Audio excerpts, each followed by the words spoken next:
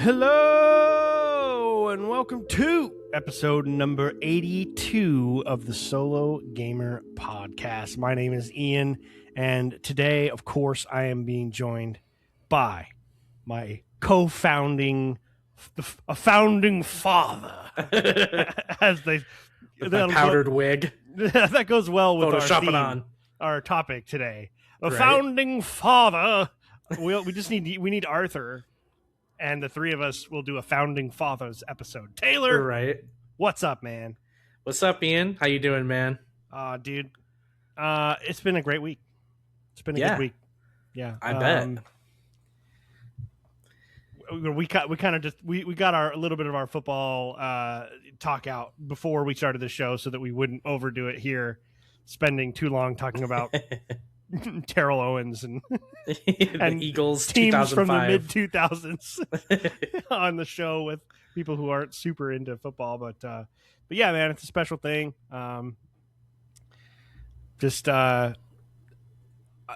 think my favorite thing about especially the Seahawks, but like the Seahawks winning the Super Bowl, like the best thing about it is not just the fact that they did it, but it's always a really good big games like that are just a great reminder of like what it is that got us all here in the first place. I don't know if anyone saw any of my posts on IG, but my like entire family was there. My mom drove up from Oregon. It was really cool. My mom and her husband, and my nephew was here from Spokane, which is about 3 hours to the east of where we live. So they drove home, and at my brother's place, it was just like just all the people that we spent, of course, Kyle was there.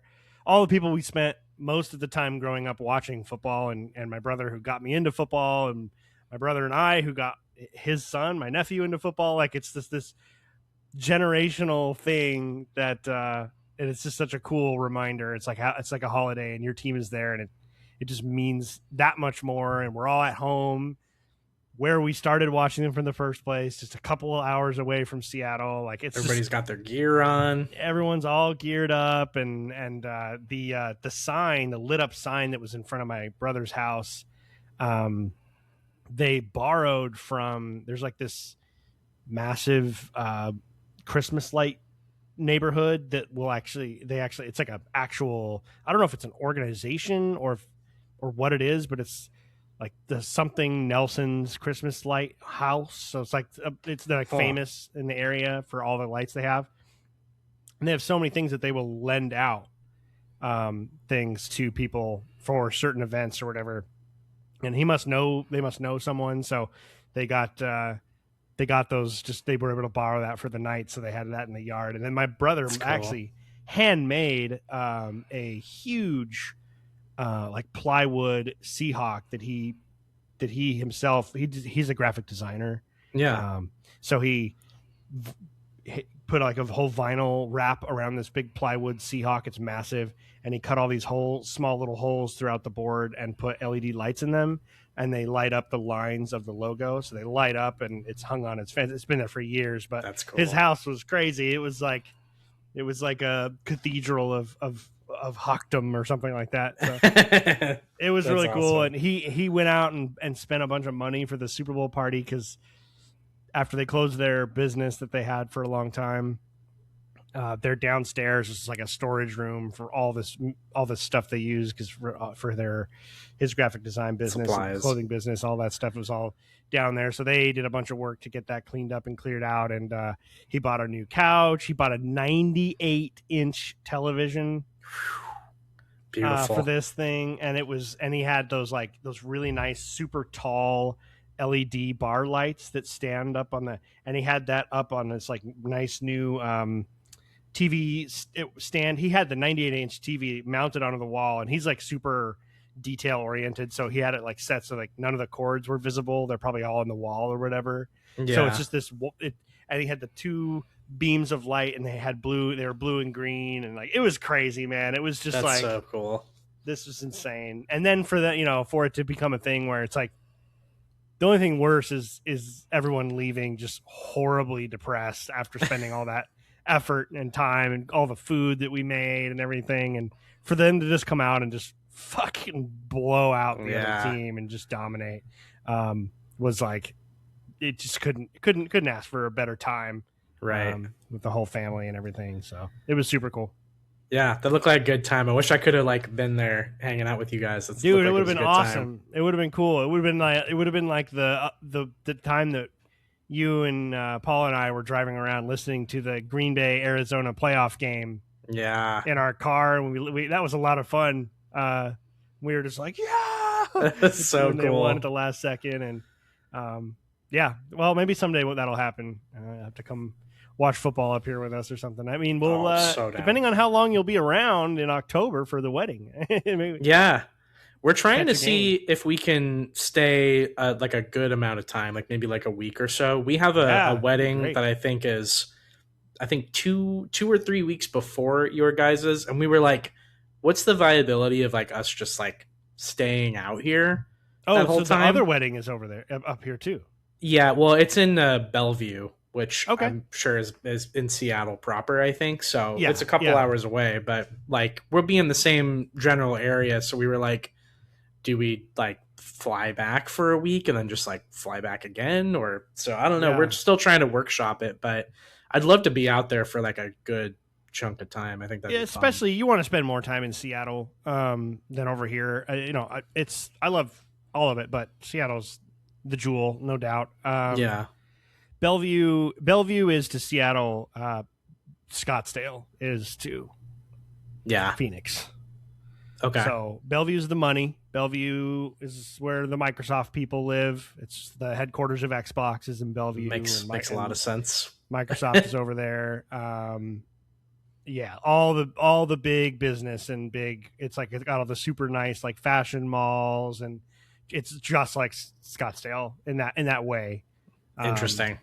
It's just right across the lake there. So, yep. So it's definitely the other city that's right. It's part of Seattle. You can drive there in 20 minutes or whatever. It's all part of the same metro area. But yeah, so you'll enjoy that. That's a nice place to have a wedding. Damn. Yeah. I know. We're excited about it, man. It should be a good time. And then our wedding is not all the way in Wenatchee. It's crazy. It's like, so you have I don't know. I'm trying to think of like the geography of like Skyrim, or whatever, but it's sort of like I mean, you have Seattle, and then you have the mountain range, and then right at the bottom on the other side of the bottom of the mountains is Wenatchee. It's like kind of a stone's throw. Like if it wasn't for the mountains, it would probably be like an hour and a half. It's only 115 miles or something. It's not. Wow. It's not very far. We're not far at all. So you guys would probably be like Flagstaff or something from Phoenix. Kinda, yeah, exactly. Just kind of on the other side. It's just you have to drive through mountain passes, so it takes more like 2 to 2.5 hours. Mm-hmm. Even though 100 miles usually wouldn't take you quite that long if you were just driving in a straight line, right? Flat. So it's really close. And then our wedding is up closer to, I don't know if you've heard of the town Leavenworth. It's like a really famous tourist attraction in Washington State. I think you mentioned it to us on one of the last episodes. It's crazy, man. Like growing up here in Wenatchee, Leavenworth is only about a 30-minute drive, if that, away from Wenatchee, west towards Seattle. And it's basically like literally right before you get into the mountains, because the Cascade Mountains in Washington are so tall, and they're so massive.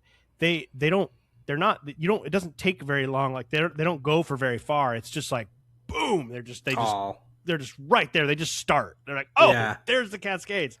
So Leavenworth is like this little town that at some point some person was like, hey, this reminds me of the Alps. Like I don't know if you've seen like pictures of the Alps, like in Germany and stuff, or depending on where you are, or northern Italy or any of that, Switzerland, that whole area, like Central Europe, anywhere where the Alps is like the mountains are huge and they're right there. And then in Germany, there's like all these like old school Bavarian style homes with like the wooden planking across the outside, and like it looks very. So somebody decided to build this little town, and they're like, because this kind of looks like the Alps, we should make this whole town, this little roadway, all Bavarian stuff, like as if we were in Germany. So it used to just be this like dumb, cutesy little town, And then with the like rise of Instagram and social media and stuff, they light it up. It gets a lot of snow up there usually in the winter, so they light it up. There's like millions and millions of Christmas lights there during Christmas time. And it's like Christmas Town, USA, and it's become like one of the single most popular tourist destinations in all of Washington and like all the US. It's like, I think it's like top 10 on like every tourist list. Damn. Which to me, that's such a joke. You're right. Dude, it's like Tombstone. Right. Yeah. Where it's like, it's cool to go there once because of the famous history there and how it's like literally the old West town with the whatever you call the, like, what do you call the doors into the saloon that you push like open? Saloon doors or I can't think of how they're something like swinging, like just all the really, really over the top, like hyper stereotypical old West.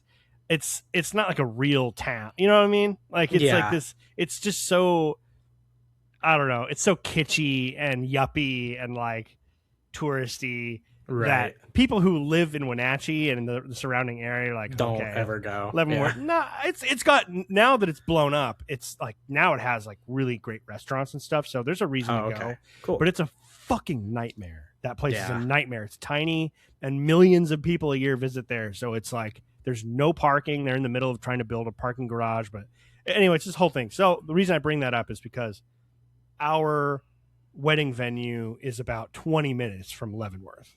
Oh, okay. Cool. So we are like, when you leave Bellevue, when you leave Seattle, you're like 2 hours away. You're going to drive up into the mountains, and that's where our wedding venue is. It's like in the Cascade foothills. So it's okay. It's not quite all the way down in Wenatchee, which is at the very bottom on the Columbia River, like down in a river gorge. We're like sea level down here because we're all the way down in a gorge over here on the east side of the mountains. So it's just sort of like, it's like this, and you're going to drive like up to the top wedding here and then back down to the Wenatchee, and then you'll go back up and over and go back to Seattle to fly out or whatever. Good stuff. Easy drive, beautiful drive. Like, oh my God. But there's two different ways to do that drive. So you could take one over and then the other back. And one would make sense for each one where you're going. For going to the airport, one makes sense. Coming to Leavenworth, the other makes sense. So you'll get to see both of them. Both sides. Driving over the mountains it's awesome, dude. It's literally like a tourist drive through Skyrim. It's what it is. That's so cool.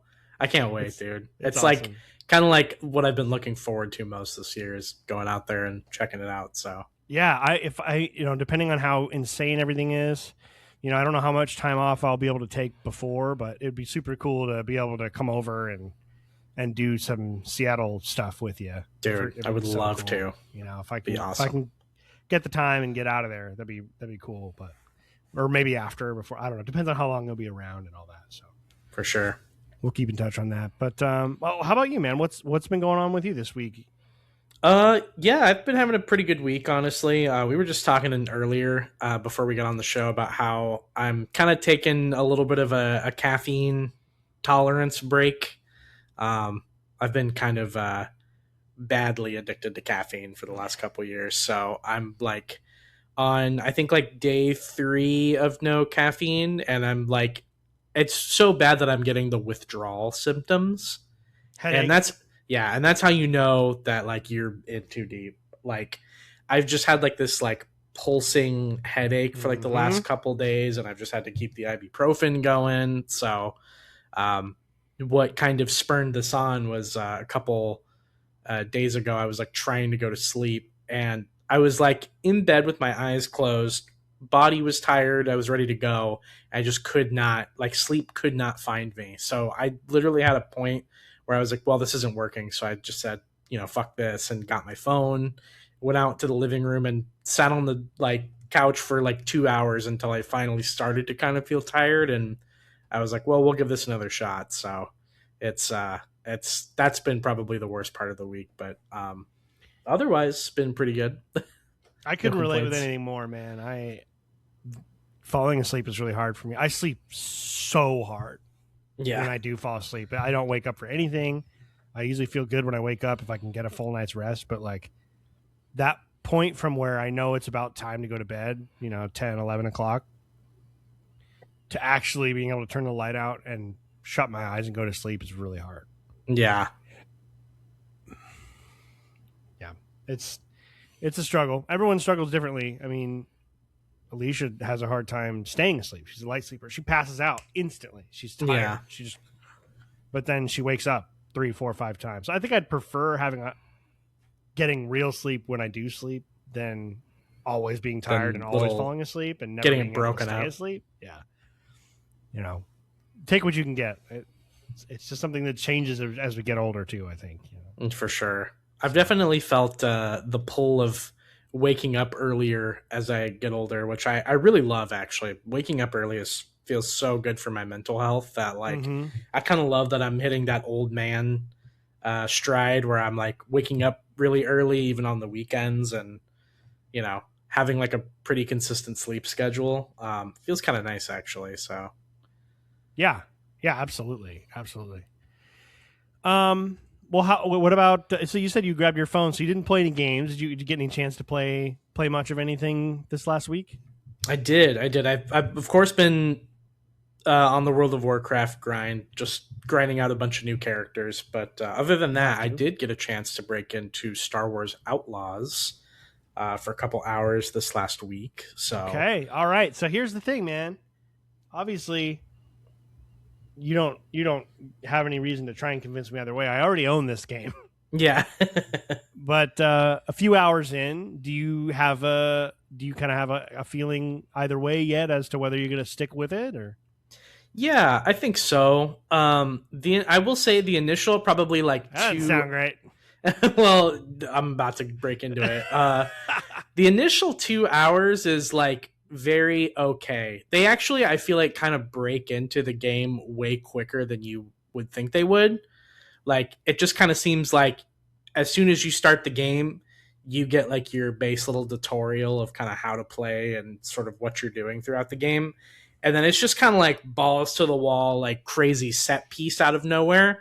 And you're kind of like, oh shit, I guess I'm in the thick of it now. So you're playing the game, and then it kind of gets to a point where you get to your first like real planet or whatever, and the open world section kind of hits you. And the open world, at least for the first planet I'm on, I forget what planet it is exactly for your first little romp, I guess, into the open world, but it's really, really good. I love the way that it's laid out. It's a very pretty looking game. And I haven't really got to explore a whole lot on this first open world map that I'm kind of on. I'm in sort of like the hub city, which is where like there's a bunch of little quests and stuff that you get to kind of at the start of the game. And one thing I've really liked about it so far is that there's a bunch of little side quests that you can do in there. And they have a bunch of different ways that you can tackle these missions. So it's kind of like the thing where you get like a mission spike or whatever it is from like one of the cartel members to steal some kind of document or whatever. And you actually have the ability to approach that in a couple different ways, which I think is really cool. So there's like a full-on like stealth. There's like a stealth route that you can take to do it. There's like a more action route that you can take to do it. And then there's kind of like a talk your way out of it kind of mode as well that you can do. So I've ran like 2 or 3 missions in this like one little city and have kind of tried to approach it a little bit differently each time. So that's one thing that I kind of like about it. I will say I have done some of the stealth stuff. It is not a fully fleshed out stealth game. It's actually like really easy, like easier than I thought it would be on the stealth side of things. So it looked very simple and yeah, not very difficult. The fact that she just punches dudes with helmets on right in the face and that knocks them out is so stupid to me. Yeah, well then she also has like so you have like a blaster in the game that you can switch to like the stun mode, and it's on like a cooldown. So that's really easy because if you just even get close to one of these guys, you can just stun them and they fall over. And then the cooldown is like maybe a couple minutes. Like if you're like really taking your time, like you could stun one guy, weave through like the level, and then like maybe by the time like the cooldown ends, you'll probably run into another guy that you can just kind of stun again. So it is very easy. Pretty bad, or yeah, I would say it's not like, I would say it's fair to midland. Like it's not like super super good, nor is it like brain dead, but it's just been easy. Like the way the levels have been laid out so far, and keep in mind I'm only at the beginning of the game, so maybe they get a little bit more challenging as you go on. But it's just the way that the levels are laid out. Like I got caught during one stealth section and had to kind of go loud, but there was actually a point in time where I got caught and I just kind of like ran backwards and hid for a little bit, and it seemed like the alert went away like really really fast. So must have been the wind. Right, exactly. So as I just got done blasting this guy in the face with my I'm like, well, I'm going loud, you know. And then you just run away and they're like, well, yeah, well, I guess we'll just take Larry here and just, bag him up. God. So it's a goofy little game, but I think I'm having fun with it. Really, really early so far. So, I mean, it is kind of one of those, like, I knew what I was kind of signing up for with it, know, like I've just kind of been in a Star Wars mood. And, one thing that I'm really, really excited about is it does have a really interesting, like cartel favoritism kind of system in it. I've seen a little bit about that. Yeah. How do you like it so far? It's really, really cool. It's probably my favorite part of the game so far. So there's 4 factions in the game, or 4 like cartels that you can gain or like curry favor with. And I forget what the other 2 are, but one of them is the Pikes, which are a pretty like standard Star Wars thing. But one of them that I'm really, really interested in, especially with all the other news that's been coming out lately, is you can actually curry favor with Crimson Dawn. Oh, yeah. So for those of you who don't know out there, yeah, that's Maul's syndicate. So as soon as I saw the rep for Crimson Dawn, I was like, oh, that's what I'm doing. Like, yeah, there's no other point, like no other faction I would want to like get more rep with, because they announced a Maul animated show. They did, yeah. By the same creator, like who's the guy I'm thinking of? Not Pablo Hidalgo, but the other guy, Dave Filoni. Yep, yeah. Dave Filoni animated show for Darth Maul, and it's all about him leading the Crimson Dawn. So it takes place like after, or I think it takes place like right around the same time as Solo. Okay, so because he's already in charge at that point, so I wonder. Yeah, I don't know if it's about him and creating and or taking over the Crimson Dawn, or if it's after. Probably a little bit of both. I would think probably will be like the founding and then like kind of. It's been a while. I can't remember where they leave his storyline off after the Clone Wars show. I think in the last season, the one they did on Netflix that was like part of like the last Clone Wars season, he escapes the Empire and is basically kind of like alone essentially, because like the Emperor has it out for him. He's got kind of like a death mark basically, and is like kind of retreating into the shadows and trying to figure out like, what am I going to do now that the Empire has kind of taken over. Okay, that's right. He gets away somehow. That's right. I forgot about that. It's him and his little buddy. Yeah, his big little buddy who does get killed by the Emperor, I think, in that same scene. Yeah, that's right. Okay. Sweet. Well, I'm glad that you're not hating it. At least I wouldn't call it like a ringing endorsement necessarily. No. Give it another week or 2. Also, we'll see. Because I was thinking like maybe it's like a 20-hour game and I can get through it pretty quickly. Sure. I probably won't do any side stuff unless there's like a quest or something that like I just absolutely cannot not see the end of it. But yeah, give it another week or 2 and we'll see if I'm still hammering away at it. So, to be determined. Cool. Well, it's good to know. It'll help me kind of understand where I should put it on my list, if you will. Is that's pretty much the primary thing you've been playing this week, though? Yeah, that's just about it.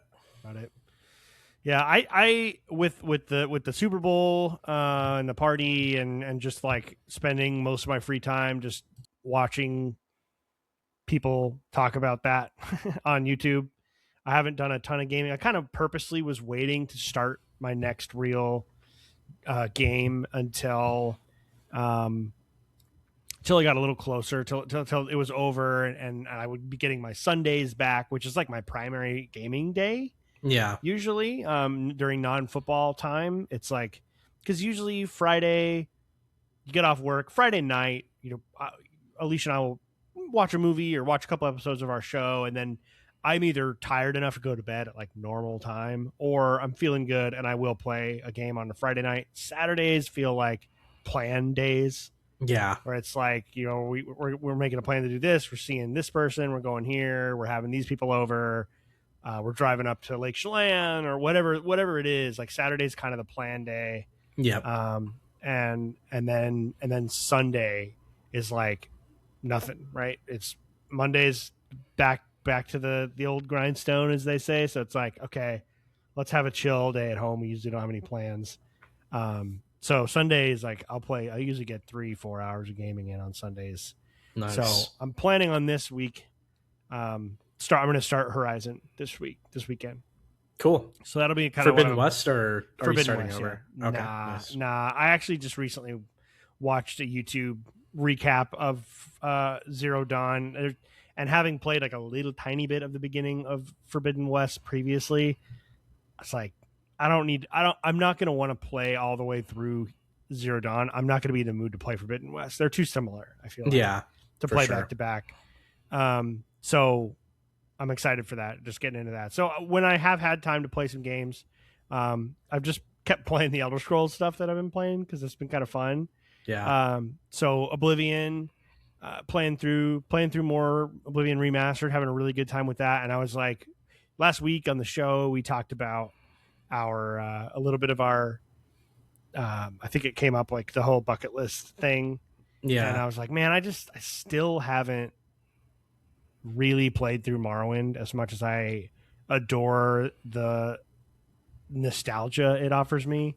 Yeah. There's like probably 90% of the game that I've never seen or played. So I tried to, instead of just starting blindly, it's a little bit more of a classical kind of like table RPG, like behind the scenes. It's working mechanically like a D&D session. Right. So it's like I need to take a lot more care in like how I'm building a character, make sure it levels properly so that it's more fun for me.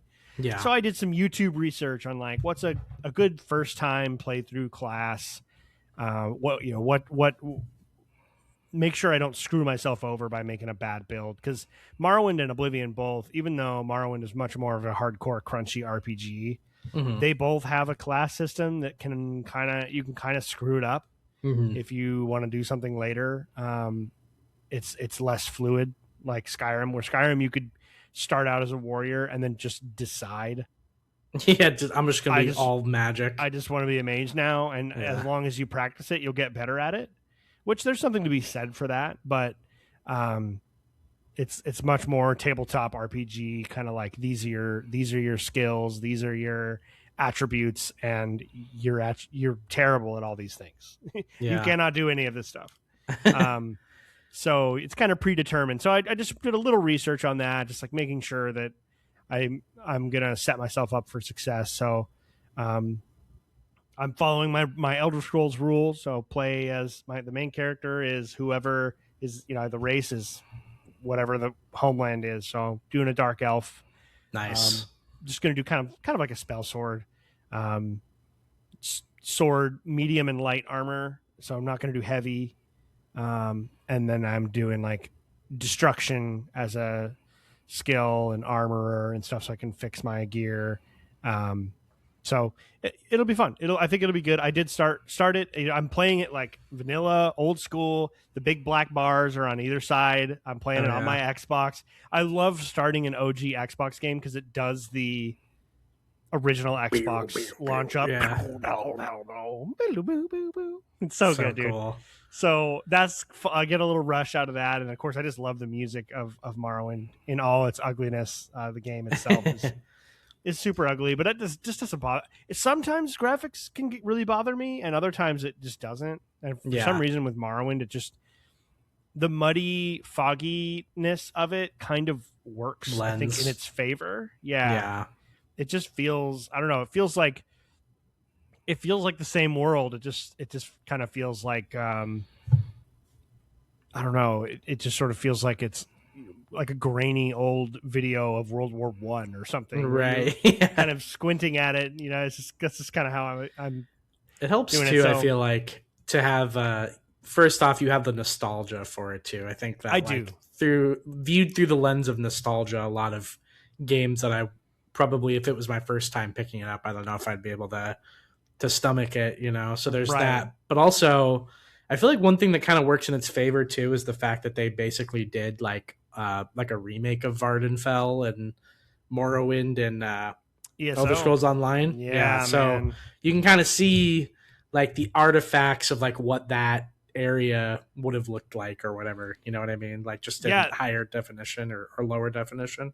That expansion for ESO is like what took me from kind of someone who sort of pitter-pattered in ESO base game a little bit, and when they launched that, I was all in. I bought the collector's edition of that expansion, and that's what got me obsessed with ESO. I loved that. Was like one of the best expansions I've ever played.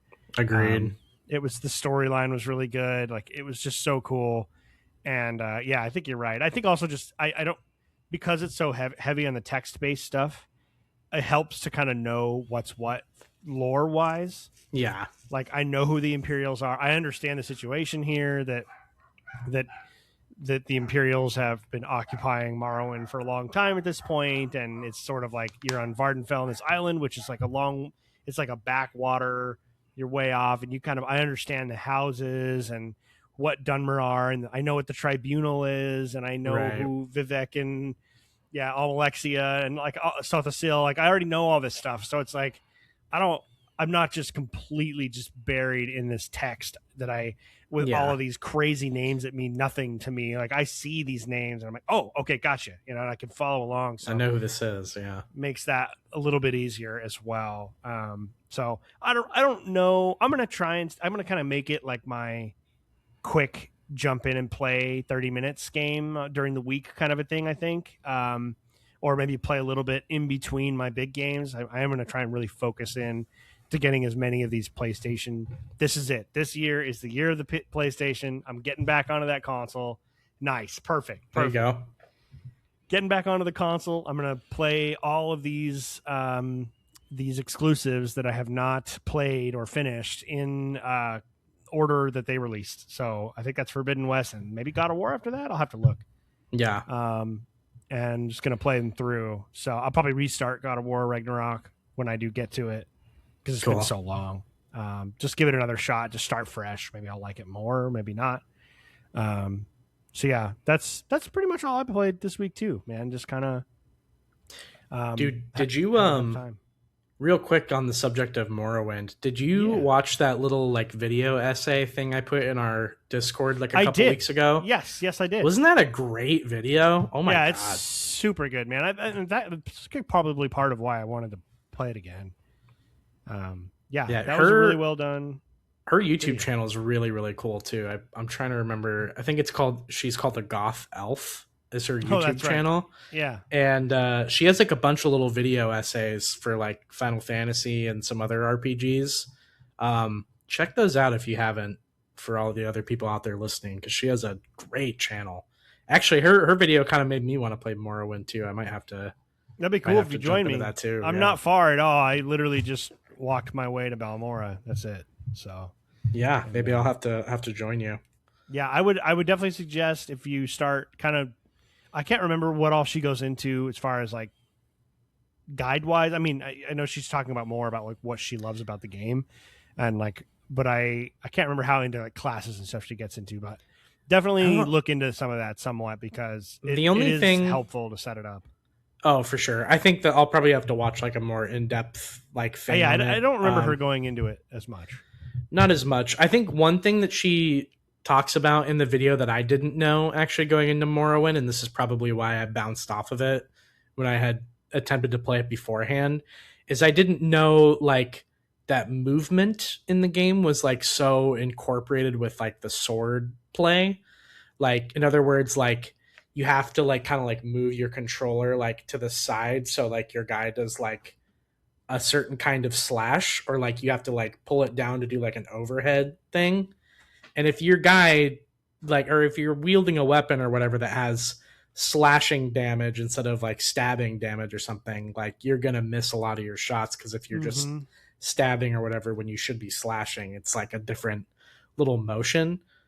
That's one thing that stuck out to me. I was like, oh, that makes sense. I was like, yeah, but it's weird that they don't tell you that at all in the game. They don't tell you it at all. It does say like slashing, chopping, stab, whatever it is. Like, because I know that like the standard, if you don't move your controller or you move the sticks at all and you just pull the right trigger, it's a down. It's like a chop.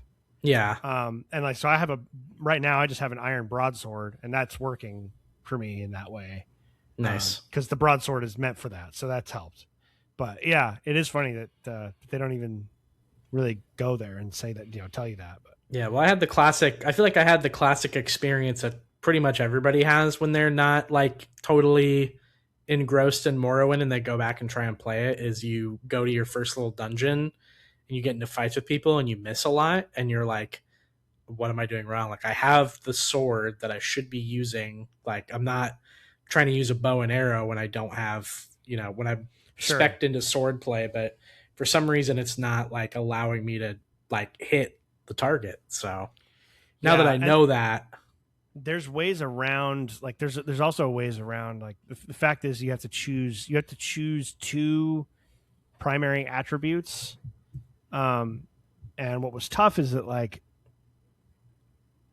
if you want to do like strength and endurance, are the other thing that's so important with Morrowind is the fatigue, because fatigue or stamina, it doesn't just recharge immediately. So as you get tired, as you run, running around the world drains your stamina. Just running around there's no, you lose it. And then it takes a long time for the stamina to come back.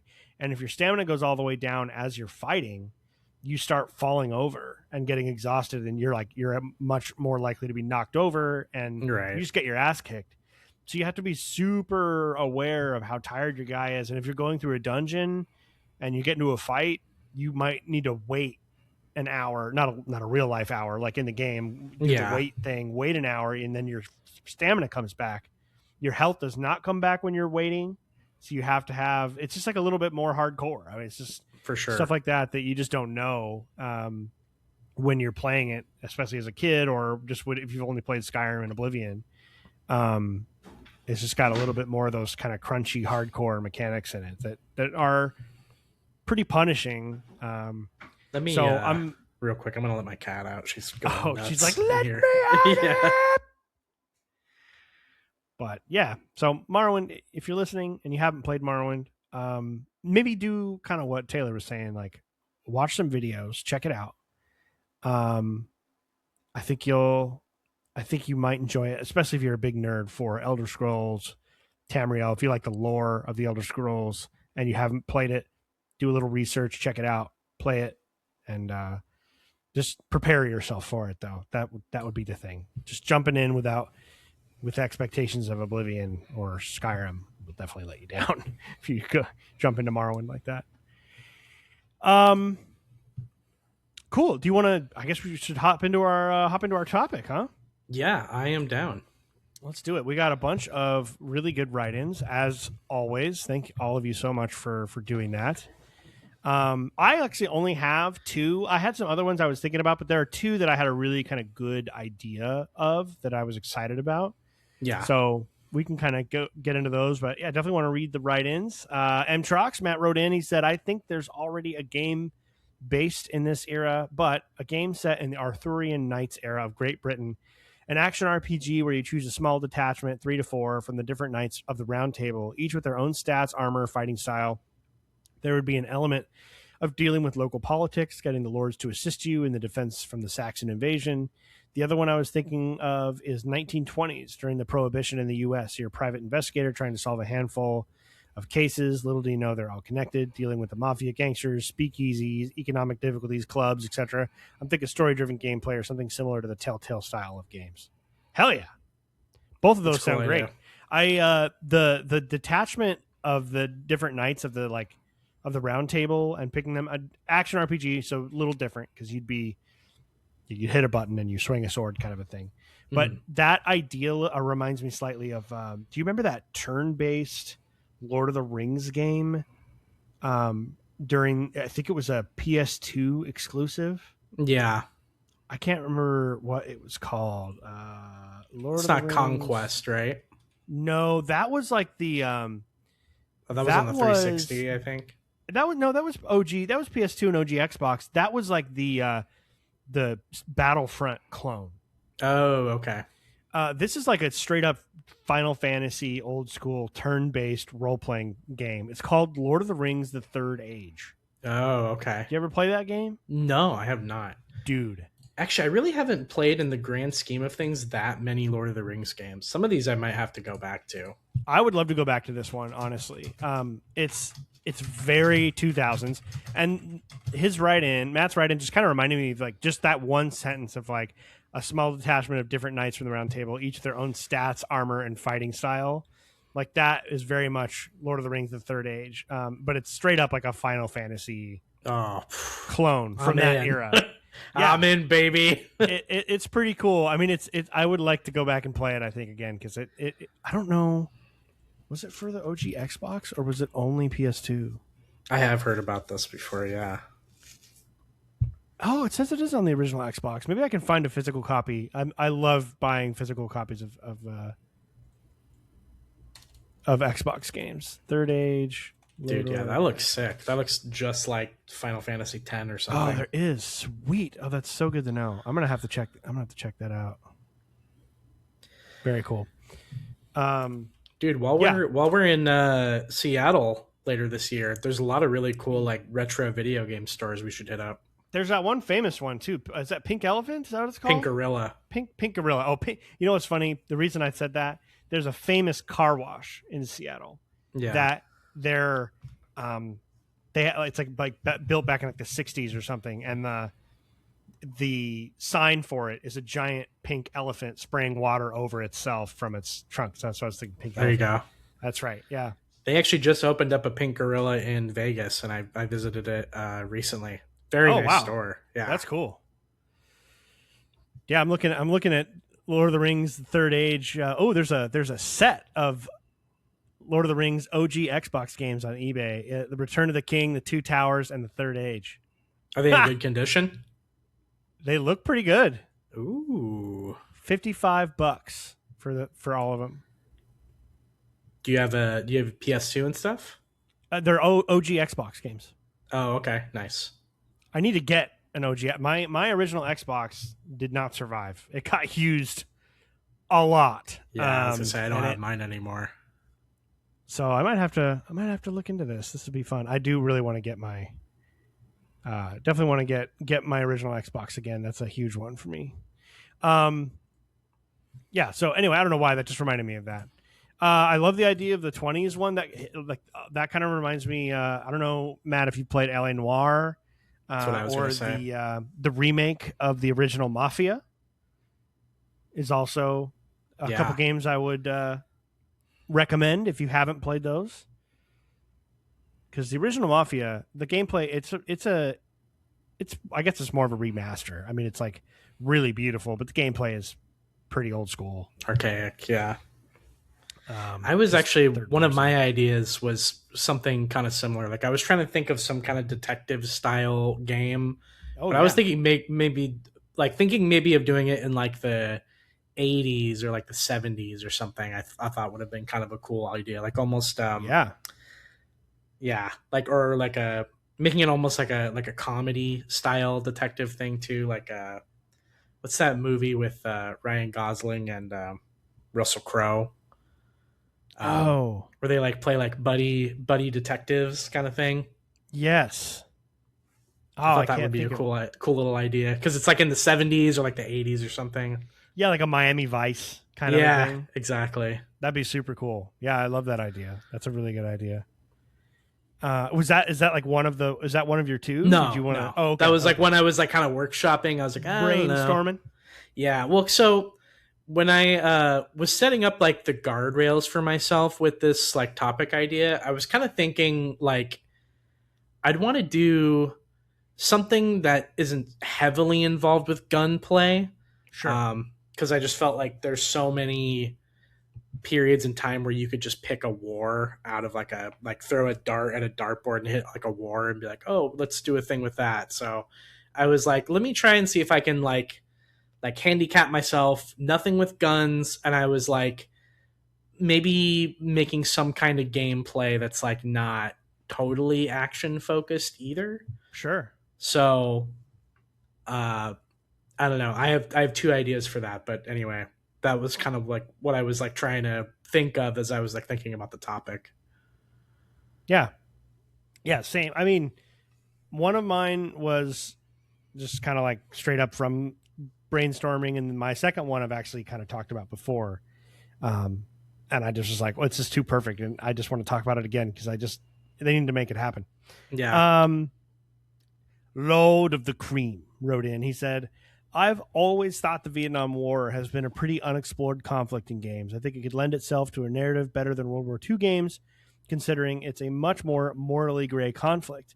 I imagine something similar to Brothers in Arms, first-person shooter, first-person FPS tactical shooter, while also commanding soldiers and giving them orders. Now, this part would be extremely ambitious, but I'm imagining half of the game you also play as a Vietnamese soldier, but it's in third person and plays more like a survival shooter, hiding in underground tunnels, setting up booby traps, etc. And the story could show the conflict from both perspectives. Yeah, that'd be super cool. That would be cool. Yeah, there's been some like Vietnamese or like Vietnam War like multiplayer games and stuff. Yeah, like Red Storm Rising. Red Storm Rising, that's right. Is that the newest one or is that an old one? There's a new one. This one I think came out in like the mid 2010s. I want to say it's. I think we've talked about it on the show before. I tried picking it up and playing it, and it's like a little bit more hardcore than like Battlefield. Like I was kind of expecting like more of a Battlefield experience, but it's like a straight up like sim. And Hell Let Loose they're making a Vietnam. Oh, okay, that's kind of cool. I think that's also pretty hardcore though. Yeah. If I remember correctly. I just remember I launched into a game one time and like I was kind of like going off by myself and like dudes were getting pissed at me like for going off the beaten path. So I was like, well, all right, this is probably a little bit more than I was looking for. Yeah, the hardcore multiplayer stuff is definitely hard to get into. You got to pretty much put all of your time into that for you to not get bashed. And then Steel and Souls wrote in, for me, the time period / event in history that I wish would be a backdrop more often would be the Cold War. I know we have had things such as Call of Duty or other shooter games use this time period, but I would love to see a more cinematic story experience. I would love to see a Cold War era game where it's untold stories following groups of special forces fighting one another, but are not allowed to be found out who they work for. This might sound a bit out there, but I would enjoy a style of turn-based fighting like XCOM or Wasteland. I think that'd be sick. It would be. I want heavy story-driven narrative, choices have lasting consequences of the storylines, and beautiful cinematics to bring things together. I think that you could make just about anything happen in the Cold War era of what happened behind the scenes that nobody ever saw or heard about. Yeah, there's no doubt. That's like a very untapped time period, and it's so crazy because it's so well known from a. Like I feel like it's well represented in movies, and there's a ton of documentaries. Actually, I would highly recommend. There's a Netflix documentary series called Turning Point, mm-hmm. and they did one about the Cold War, and it's one of the better Cold War things I've ever seen. Very entertaining. Like I wanted to watch the next episode constantly. It was so good. Yeah, I learned a lot. I mean, I felt like I knew quite a bit, but I still learned a lot from that. Tons of opportunities available there. Yeah, in that time period. That's cool. Yeah, I feel like that Cold War is definitely interesting. I feel like I can't think of another like game that's tapped into that too, other than Call of Duty. Right. And yeah, doing something more like espionage or like spy related, I think would be really, really cool. Set in that era. Like almost if you made like just a pure stealth game, you know, like stealth spy game. I think that would be a cool fucking time. Yeah, I mean, kind of like a we're getting Discord messages about all the stuff they're announcing at the State of Play. We'll have to watch here soon. I know. Well, we were talking about maybe watching it, and then next episode we can react to it. Yeah, we'll definitely have, because I want Kyle to be able to talk about that stuff too. So yeah, and him not being know that was happening either. Him not being here is my fault, not his, because we normally record on Wednesday, and I couldn't record on Wednesday, and he had plans on Thursday, and I asked last second, so that's my bad for him not being here tonight. But yeah, Cold War is a great idea. Vietnam, I remember, I don't know if that was with you or not. I think it might have been. There was an episode we did of like, what would be your dream? What's like a dream project that you'd want one of your favorite studios to make? Yeah. And I really wanted I would love to have Naughty Dog. One of my ideas was Naughty Dog making a third person shooter in Vietnam. Yeah. That was all much more story based, story heavy, and was that same like really visceral third person combat. And it was all about the characters and just like the incredibly dark, morbid, just like worst 24 hours you could spend in during War the Tet crimes. Offensive or something, right? Yeah. Like super mature level story, like Last of Us Part 2 depression vibes, right? But a Vietnam War story I thought would be really cool. Dude, that would be cool. Yeah, that was the idea that I was like, I remember us talking about that. That's not the really one. Good. That's actually not. That's not the one. Oh no. Man, nope. You got some heat for me then. Yeah, well, you'll probably remember the one that I'm talking about. I'll start with that one when we start. But I want to know what your first one is, man.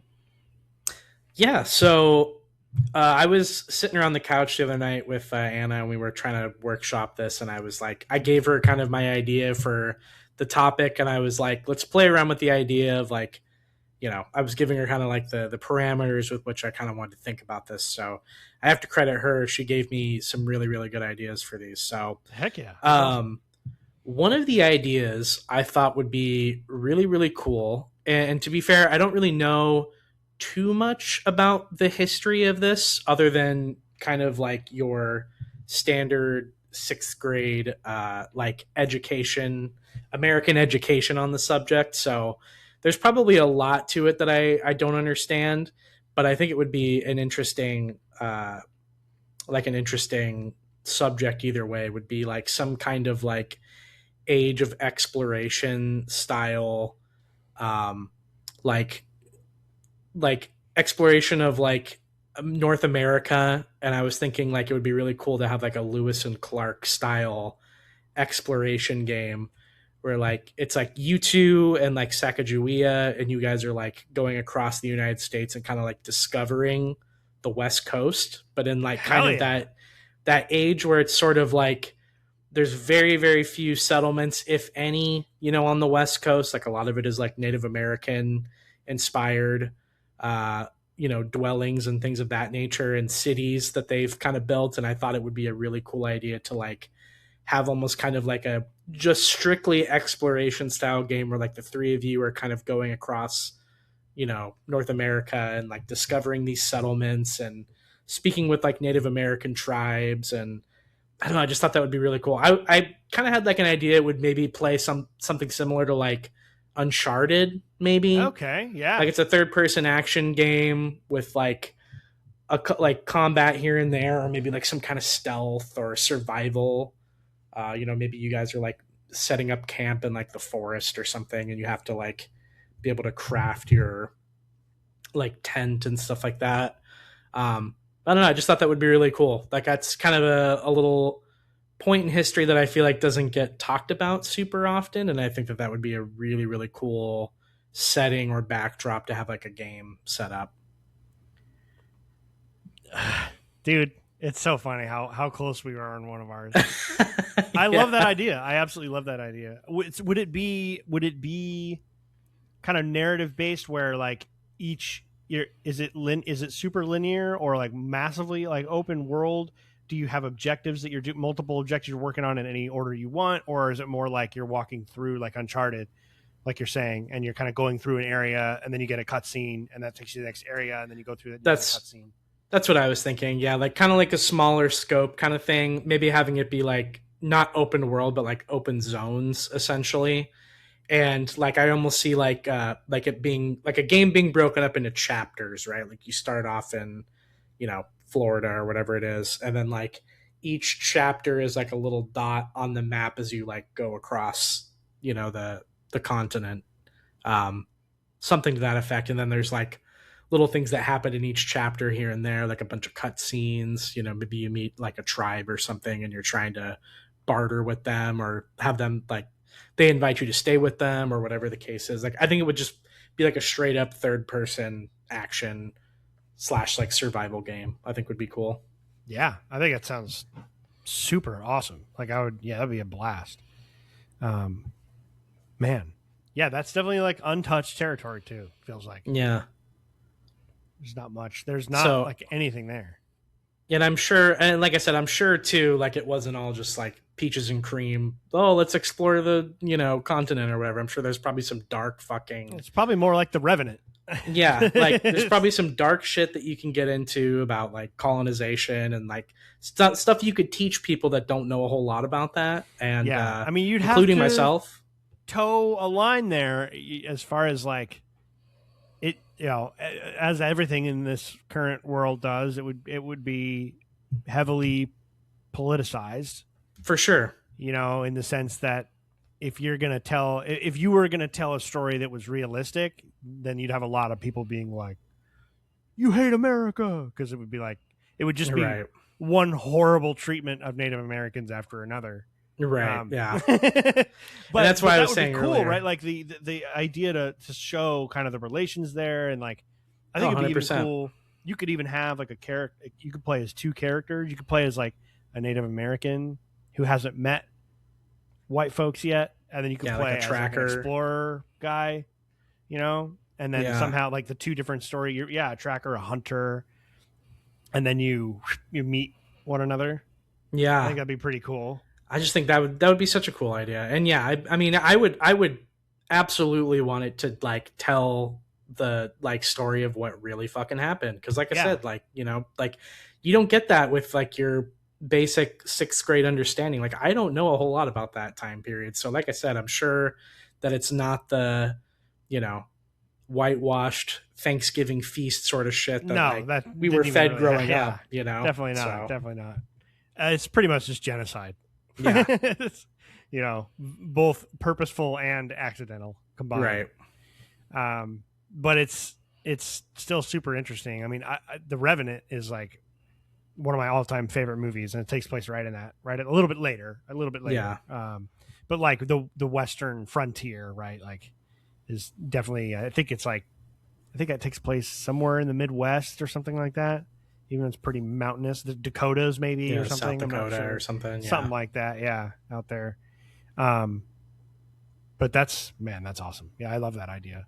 So it's crazy because my pick is like right in the same era, but not in the same place. Okay. So my first idea is an Assassin's Creed entry. Okay. Nice. That was kind of my way of deciding how it was going to play. I would love to see the era of it's called the Reconquista, which is when Spain, like people who are like Iberians, so actual Spanish people, fought a war. They're like united the kingdoms of Spain to go to war against the Moors, which were they were the Muslim powers, because after the Crusades, the Muslims became incredibly powerful, and they basically like took over a huge portion they took all over North Africa, and they took Jerusalem back from the Crusaders, and then over time they invaded Spain and they conquered over half of Spain, and Spain was kind of split between the Iberians and the Moorish, and there was a 10-year war during kind of the end of the 15th century, which is they kicked the Moors out, and Queen Isabella then was ultra rich and powerful, and that the victory of that war helped Spain and Portugal fund the exploration, because in 1498 there was is when Europeans made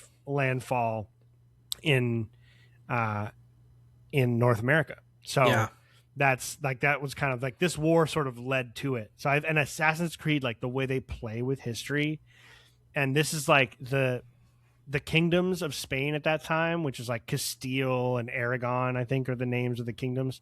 Were like, I mean, it's like the classic like medieval poison in the goblet, Game of Thrones, political backstabbing era that you could have. And the idea of playing an assassin and the Templars and that hidden war being like, you would have, because there's always members of both on both sides. They never take a single side usually, right? And so you'd have characters, you'd be working with characters who were Islamic characters from the Moors, and there would be taking place in kind of a medieval war-torn Spain. And so you'd have, and then of course you'd have the Queen Isabel the First, and I don't know, I just think it would be super, super cool to like, you have this like 4-way kind of faction war happening. And there's all these different things that come out of that. It's a 10-year period, which Assassin's Creed games generally tend to take, like especially some of the older ones, like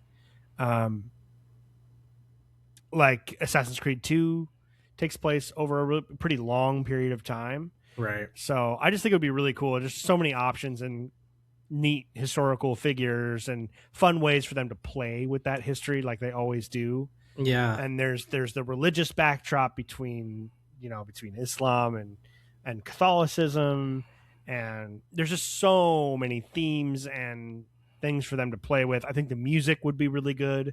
Kind of the combination of that classic Mediterranean Spanish guitar, and maybe the more Eastern sitar, vocal kind of stuff that you would get from like Arab nations and something. The combination of that, I think, would be really cool. Spain's a beautiful country.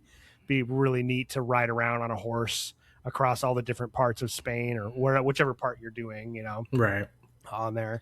And you could break it up into sections, kind of like they did with Valhalla, what they did with England, where there was like the different kingdoms was like a chunk of the story, and you go through each one. It kind of has its own story that you're playing through. So maybe one thing would be about the Moors, another would be about Aragon, another would be about Castile, and you would just be assassinating people left and right and just traveling all over the area. I just think it'd be really cool. And then the game could end with your the main character getting on a boat and heading to the new world that had been discovered or something like that. Right.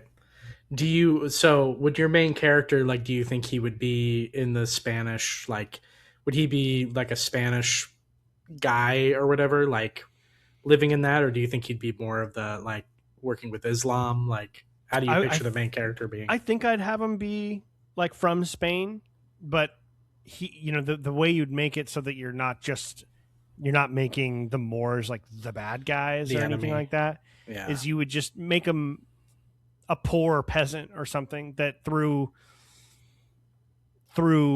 some kind of crazy series of events gets tangled up in the hidden war of assassins versus Templars. And of course there's Templars and assassins on both sides of the conflict trying to bend it to their own will, as they always are. And you could make some of these characters could be Templars and evil, and the others, and you're just kind of caught in the middle and trying to deal with.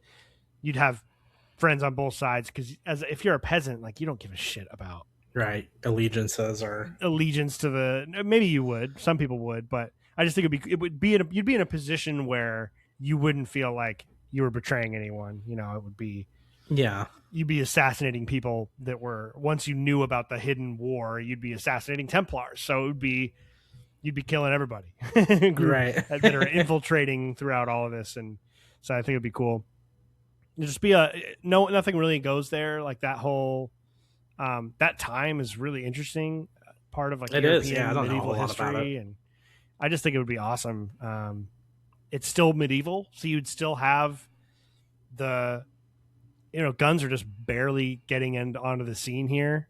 Yeah. So I think it'd be really cool to see the very, very early cannons and stuff like that. But it would still be, you'd still have armor.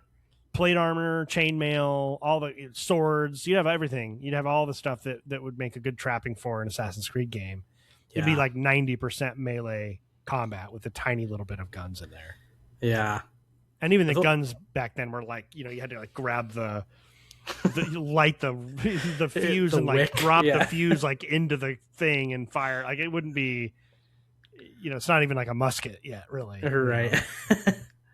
Man, one of the things I like think is really cool about that era too is I love the way the like Spanish armor looks. It's like so like different than it is. It's, like any other part of the world too. Like just those helmets that have kind of a like tapered front to it.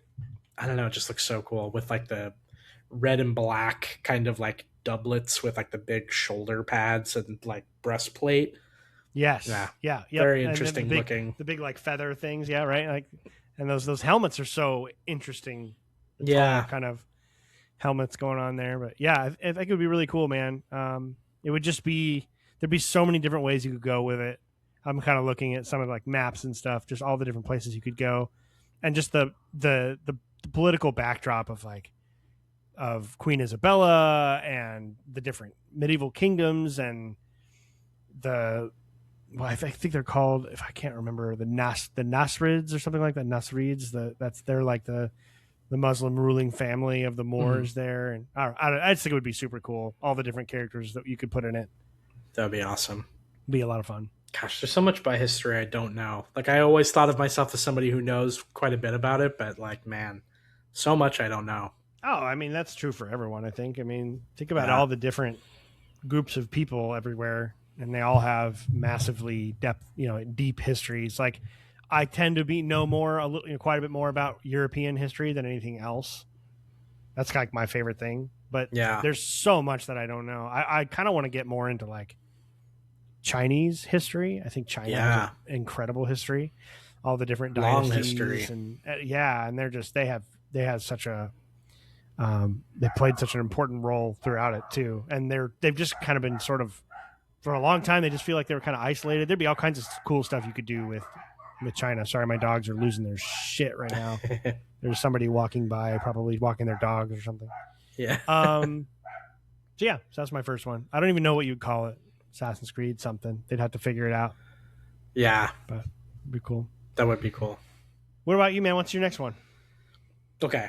So my next one is actually kind of a similar idea to my first one, just in a different place. Okay. With a different character. So, same sort of situation. I think it would be really cool to have a game where you play as Marco Polo and you kind of explore like the Silk Road. And I'm almost thinking maybe it could be like an RPG of some kind with a little bit more of an emphasis on kind of like charisma, or like playing as like a merchant, like almost like you would in like Final Fantasy or something, except with a little bit more of a focus on the actual like speechcraft part of it. Like you're going to different cities like along the Silk Road and like trading your wares and speaking to people and kind of currying favor with different folks.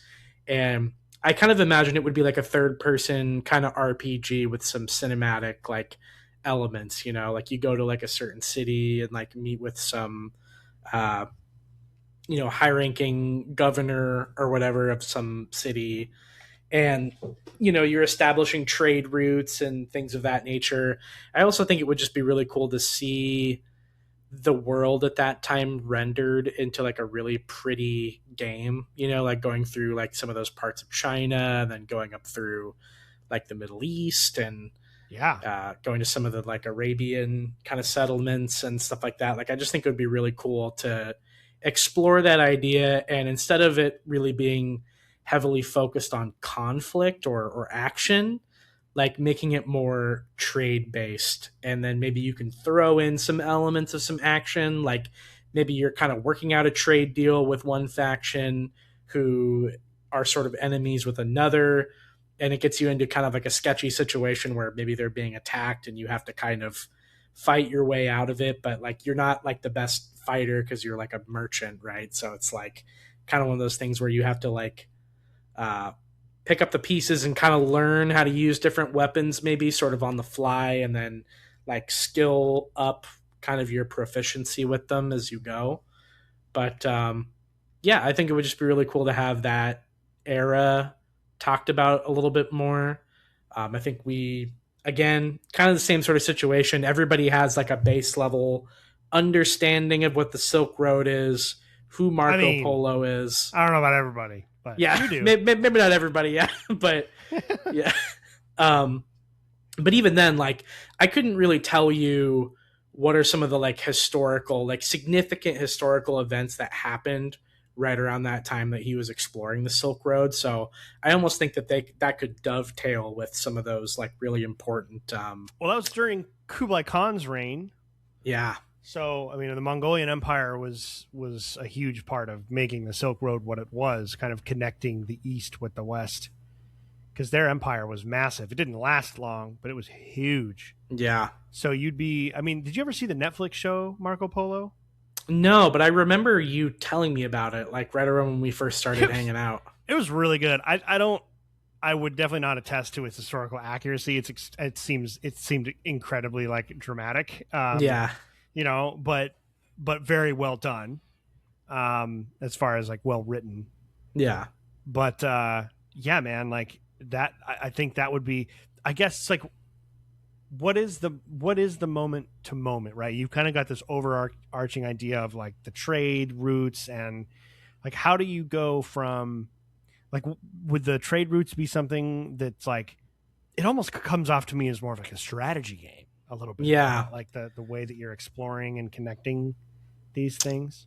Yeah, I don't know. Maybe it's a little bit of both, because I was almost thinking like in my Lewis and Clark kind of idea, like having it be like a similar situation. Like you've got the Silk Road, like in its first iteration where it's kind of a straight line, and then you go to different points on the map to like go through these like historical events or whatever that are happening, and then maybe your actions that you take and the allies that you create on those different roads, maybe like another road branches off or something and creates like a more like a different sort of route that you can take. Okay, because like I said, I think it would be more like, maybe there is kind of, maybe it's one of those games too where you have a little bit of column A, column B situation where it is like a little bit more of a third person RPG, but like at the same time you do have a little bit of a strategy element to it as well, where you're like kind of connecting roads and connecting routes. Yeah, that'd be super cool. Yeah, almost even like an over game, like an over map kind of a thing. Yeah, or even like I was thinking like something like from what I've heard from like Death Stranding, you know, where you're like making deliveries or something and like placing different routes down for trade, like at other different points. So yeah, I don't know. I just thought that would be really cool. Yeah, and like I said, another part of history I know very little about, so I would love to learn more about it. Yeah, that anytime, I mean, it's kind of, there's similar thematically as both of our picks are like these times where two sort of independently existing cultures, religions, nationalities sort of combine, and everything that comes out of that combine or get into a fight, depending on, but either way, there's something cool. There's something intriguing and interesting about sort of the middle point where two understood entities kind of start to mix, and what happens when they do. Right. And just all the fallout from all of it is really right. Cool. And you're kind of playing somebody almost caught in the middle of it in a weird way. I think that's kind of cool. Yeah, exactly. Yeah, you're caught in the middle and you're trying to survive and thrive, and yeah, I think it's a really good idea, man. I wonder if we'll ever get any of these. God, I hope so. That'd be great. I feel like video games are kind of the last little part of that get history. That like, I feel like gamers like history, like a lot, not all of them, but by and large, it's such a common way to pick a setting. Is more about picking an era and a setting. All the medieval games, all the samurai games, all of the mafia games, like it's all this stuff that's all the World War II games, and there's just so many historical based games. It's like, that's what I mean. Like it could be like a really cool like how maybe like those initial Call of Duty games were maybe like the thing that taught you to pay just a little bit closer attention, when World War II is getting covered. Like I imagine like some of these games could be like the jumping off point for people just like getting more educated about this time period and why it's significant and what's happening there, Yeah. Like I'm always for like something being the jumping off point to like doing more research into something, or maybe like getting more interested in a certain subject. And like, yeah, kind of like you said, I think video games are a really good conduit with which to kind of explore that more. They just don't, I just feel like movies just don't, there just aren't very many historical movies anymore, it feels like to me. Yeah. And it's dwindling for sure. And they kind of flop because they're not very good sometimes. Like recently, they haven't cared about the little details anymore, or getting to the truth of it. I'm a huge Ridley Scott fan, and I love most of his movies, but he's kind of not been doing as great. I didn't really love Napoleon. I don't know if you saw Napoleon or not. No, it was on my list to watch though. Yeah, I don't think Joaquin Phoenix was very good. Yeah, he didn't come across to me as Napoleon at all. Mm-hmm. And the movie tries to cover too much ground in one movie. So it's like they don't stick with anything. It's just like, even though it's 3+ hours long, it's just at a breakneck fucking pace. It's just like this event, right. this event, this event, this event, this event, this event. And you're just like, all right. I mean, it would have been better to focus, to like get more into the character and focus on a specific part of his. Or even make a TV show out of it too, where you can really break up the episodes. Yeah, the first season like is him coming up through the ranks during the French Revolution, and then the second season is like his rise to emperor and crowning himself and taking over the country, and then the third one is about his fall, and then of course return and fall again. Like I think that would be a really good. Yeah, that would have been a way to do it. Like 3 to 4 seasons of a really high production value show is definitely the way to tell his entire story. Trying to do the entire story of Napoleon in 3 hours, it was a joke. Yeah. It just did not work. Okay, so this is kind of my last one, I guess. So, okay, you're going to be like, oh, I remember this. So my last one is a Total War game. It's like the Total War I've wanted for a long time. I've definitely talked about it in some detail on this show, and it would be a massive undertaking. Okay. I think they could do it. I want them to make Empire 2, Total War Empire 2. I want the grand campaign. It would be pretty much the entire world. You could probably, unfortunately, leave off like a large portion of Africa, but not all of. No, actually, no, you couldn't. Never mind. You'd have to have the whole freaking world. So that would be really hard. But dude, like Empire, the first Empire had India, it had the Caribbean and the East Coast of the United States and one map, and then it had all of Europe and like North Africa. Okay, I mean that covers a lot of ground. I feel like that covers a lot, so it's not too far fetched. But what I want it to be is like a true sequel. Like you could play Empire 1. Now, Total War don't really have narrative, so to speak, as like with characters and stuff, but they do take place over a period of time, and you can choose to mess with history, or you can kind of choose to recreate it in your own way when you play a campaign, the historical ones. So like Empire, when you start a grand campaign in Empire, it's set in the year 1700. So if you play as Britain, you're like basically allied already with the 13 colonies, right? They're like your sort of supplicant nation at that time. Right. And then there's like a way for you, if you're playing as Britain, there's a way for you to break, to actually solidify. You can change history if you want, solidify them, or not. But what I would want from an Empire 2 would be basically like it would be sort of the end of the revolution. So it would take place like the first year would be like 1783. The U.S. is its own country, so you could play as the U.S. if you want, and it would be like 100-year period, 1783 to like 18, maybe to 1900. Let's say, and you could play as the U.S., which would mean you're expanding west, dealing with all the different Native American tribes and just the way that settling works, and like all the money that building railroads, gold and silver, and all of that stuff. And of course, once you get toward the into the late 1800s, the Civil War would trigger, and half your country would secede, and you'd have to deal with those Civil War. Or you could play as Britain.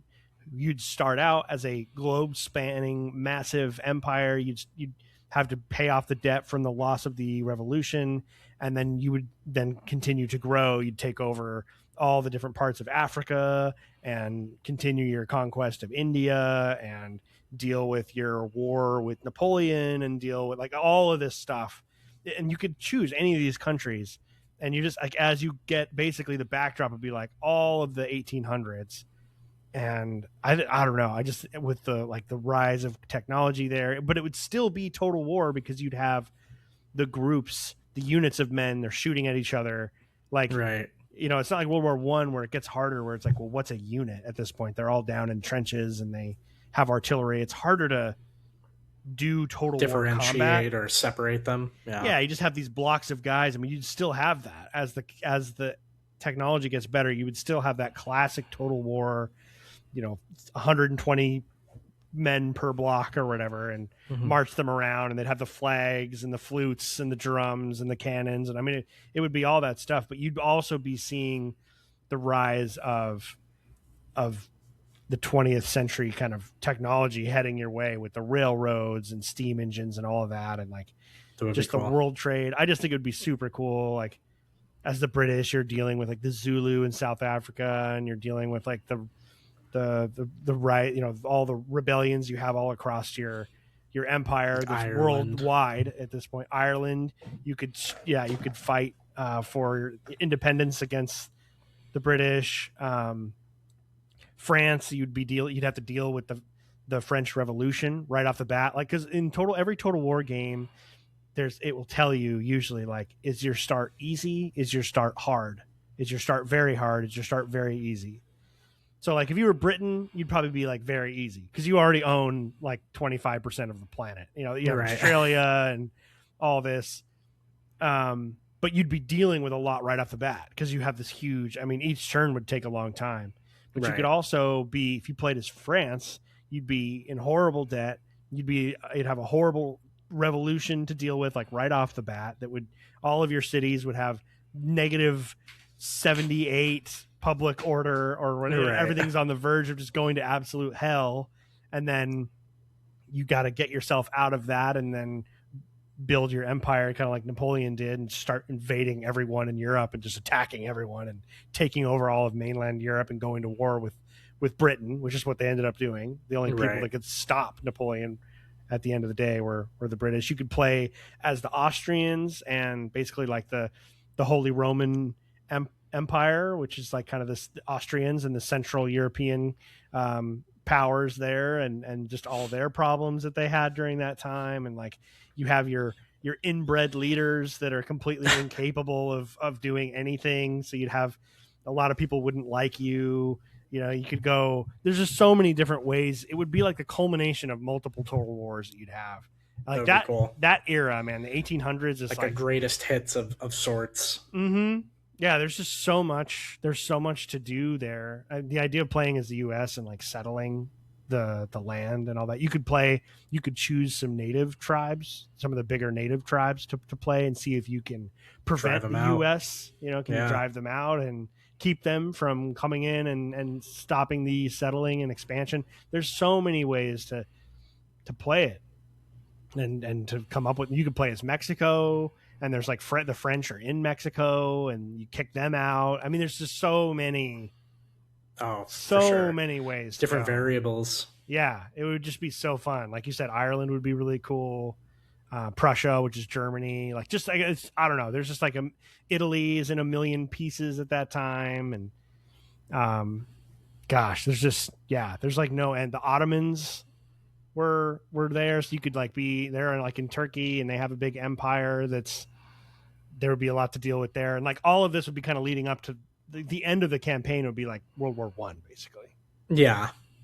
Right before World War One would be the end of the campaign, because you have these giant empires that just got so huge and so influential that of course they had to fight. Yeah, all of them converging at one time, kind of thing. Yeah, that would be like the very end. You're like, oh boy, here we go. Yeah, World War One time. Yeah, and just that would be a really beginning, cool idea. You'd have like wooden ships, and by the end, you'd have steel. Yeah, the first steel kind of battleships and stuff like that we saw in the Civil War introduced that the metal battleships. Right. Just, I don't know. I just think it would be just like that right when cool. the technology really gets to advance, you just deal with all of that stuff. I think it'd be really, really cool. It would be a lot. It'd be ambitious for sure. Yeah, that's definitely one of those games I could see them taking like 6-7 years to really like perfect it, make sure that it's. You got to get all the political stuff right, and the diplomacy and the trade would really matter a lot. And I mean, there would be a lot to deal with there. But 100%. It sounds like that's kind of what they're doing with Medieval 3. Right, they're going to go back and kind of make it like a hardcore game again, like the older ones were. So I'm in. That'd be really cool. Me too. That sounds awesome. I can't wait. That's my last one. I love that. Yeah, that's like a greatest hits of all kind of a lot of historical events all rolled up into one, which is nice. Yeah, you don't even have to pick, really. Man, I mean, that century is nuts. Like the 1800s, the 19th century is fucking crazy. Like it is just. Yeah. I feel like we just sort of think of it from a U.S. perspective, which is like cowboys and the Civil War, and that's kind of all we think about. But there was so much going on around the world. So much shit. Yeah. Napoleon's rise and fall, and just so much happening. I just think it would be just the French Revolution. I mean, a lot of this could be a game in and of itself. But I like Assassin's Creed Unity, dude. In the French Revolution, still one of the best. I've heard games you talk about that. Yeah, one of these days, I'd love to go back to some of those older ones. Dude, I would love to do like an experience point with those with you, just because I love those games. I haven't played a lot of them in a long time, so it'd be fun to go back and play them again someday. Oh, for sure. I've always wondered, like, if you haven't played any of them or very few of them, like, what would be better to like play them in release order, or have fun with it and kind of go like historical order almost? Oh yeah, but it wouldn't quite work as well because you're jumping around. As a bonus, I would say I want a remake of Assassin's Creed 1, because the Crusades are probably like in my top 3 or 4 historical eras. I think they're absolutely fascinating, and I think they could do a much better job now. Well, Ubisoft, I don't know how great of a job they're going to do, but they're kind of on the on the death spiral, unfortunately. Mm-hmm.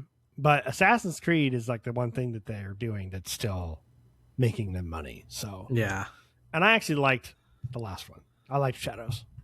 Dude, I still want to play it. I was kind of recently. I was kind of thinking like the 2 games I wanted to pick up and try and play were Outlaws and Shadows, and I was like, well, I'm kind of in a little bit of a Star Wars mood, so maybe I'll do Outlaws. But Shadows was not far behind, so I might get to that one eventually too. Yeah, and if you don't like Outlaws, if you put a few more hours into it and it's kind of falling off, like then you could just be like, nah, for sure, and move on and try Shadows. Though if you're gonna play Ghost of Yotai, like I remember seeing the trailers for Ghost of Yotai, and I was like, boy, this is looks this real is good. A lot like Shadows, like the storyline and the concept and everything.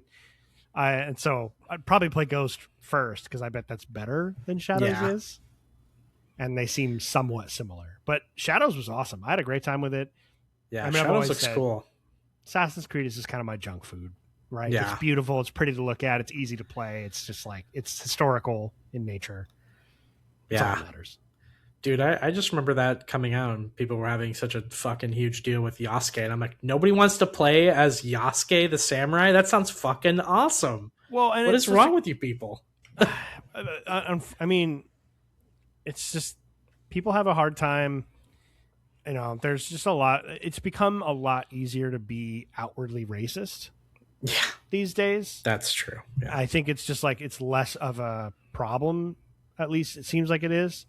I mean, you can see like the president literally just shared one of the most racist things I've ever seen in my entire life, right, on the entire internet. So it's definitely like easier. Yeah, it's a lot easier to just come out here and just be like, just say horrible things and just like not have any consequence for it. So that's really all it is, right? I mean, I feel like 100%. The idea, it's fun. It's ridiculous in the sense that the actual Yasuke was not a super influential badass samurai warrior, but that's what Assassin's Creed does. It takes like what we know, which is that like this guy, one of the daimyos, took an interest in this African slave that belonged to a European, I think a Portuguese trader or whatever, or diplomat, and wanted him, and then they freed him and they learned about him, and he became like an honorary. They got along really well. They became friends, and they were like he was like an honorary samurai. And I don't know, I'm sure that they didn't that they weren't treating him with the same deference as anyone else. I'm sure he was still treated differently by the Japanese, but they certainly treated him better than the white guys did. Yeah. And so to take that idea and just take an extra fun step with it and be like, dude, what if they like really made him into a samurai warrior, and he was this huge motherfucker. He was this giant man that was basically. It's a great idea. The story is very interesting.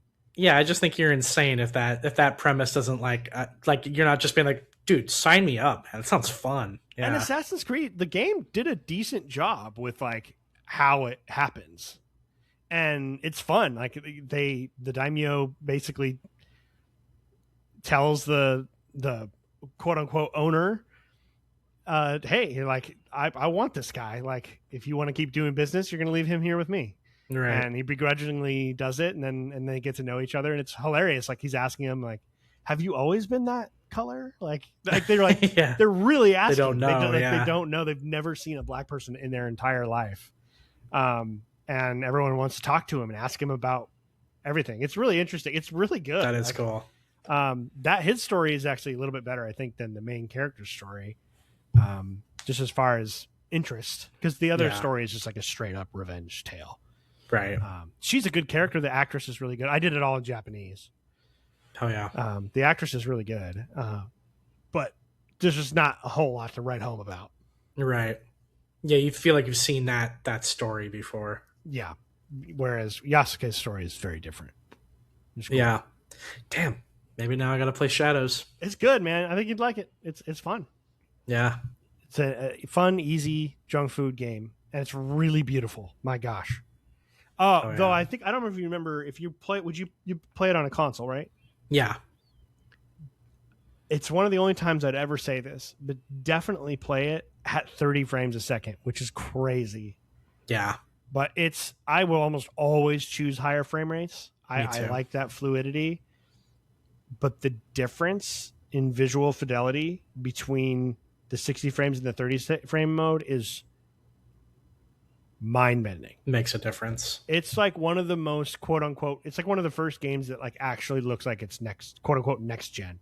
Like I feel like I never really noticed the difference between this generation and the last graphically. Yeah. This game is like, as long as if you can handle 30 frames a second, it's like the lighting and it's the hair and the physics. It's like, oh my God, this is crazy. And because those games aren't like anything to really write home about, I don't feel like you're really losing that much. It's kind of easy, you know? Yeah. Like if your performance is impacted by less frames, like it doesn't matter. You're still going to kill like 12 people by yourself. And it doesn't really matter. Like, so if I would just start right off the bat so you don't notice the difference between the 30, it's hard to go from 60 to 30. Yeah. But I would recommend going because it's crazy. Like everything, it changes, like the hair and it's like, it's just It's amazing. And if you don't like it, if it feels sluggish, then you can switch it. But you'll really notice the downgrade in graphics, like for sure, severely. But maybe it'll be worth it just because it's so much more fluid at that point. But yeah, good to know. I'll check it out. That's definitely one I was thinking about getting to. So maybe I'll have to get to it sooner than I thought. Yeah, that's awesome. That'd be super cool. Well, did you have any other ones? No, that was it. Okay. All right. We'll have to get Kyle's next week as like a bonus part of the episode. Yeah, I'd be down for that. I'm curious to see. Just he can quickly go over what he had, and just to be curious. He'll be back as normal next week. Cool. Well, again, everyone, as always, thank you so much for the write-ins. A bunch of really great ideas. I would play pretty much all of these games. Yeah. Same. If they came out. So really, really good calls and polls there. I'm excited to talk about Horizon next week. I think that'll be fun. I'm going to try and get a few hours under my belt before we are back at this desk here doing our show. But thanks, man. That was really fun. Thanks for that topic. That was really cool. Yeah. No, like I said, it was one that I think was in our backlog of topics for a while. So I was like, I don't know, I was kind of in a history mood. It just kind of jumped out at me. So I was like, let's do it. Yeah. Yeah, I am too. I'm looking forward. I am very much looking forward to getting to Ghost of Yotai, hopefully by the end of the year. That's kind of my... Oh, yeah. I'm hoping that'll be my Christmas game. Just given how many games I got to play through, we'll see. So yeah, that'll be sweet. But I mean, I'll be excited to get there and play that one. But awesome. Well, everyone, thank you so much for joining us. As always, I hope you have a really fun and safe weekend. And if you're a football person, I hope you enjoy the extra time to play some games on lazy Sundays. So there you go. We'll use it to good effect for the benefit of the show. Right. I can at least say that for myself, for sure. Awesome. All right, everyone, take care, and we will catch you next week. Later. See you guys. Stay safe.